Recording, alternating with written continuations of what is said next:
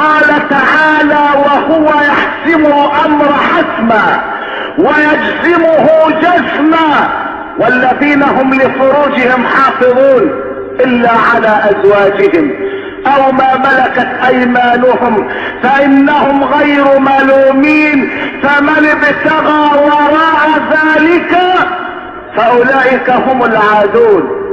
وما ملكت الايمان هن النساء اللاتي كنا يؤسرن في الحرب ايام كانت الحرب اسلامية لا سياسية، فليس لملك اليمين وجود في عصرنا لان الاسلام فتح باب الحرية، فليس هناك مصدر للرقيق وليس هناك مصدر لملك اليمين لان الحرية عمت العالمين اجمعين، فليس هناك الا الزواج.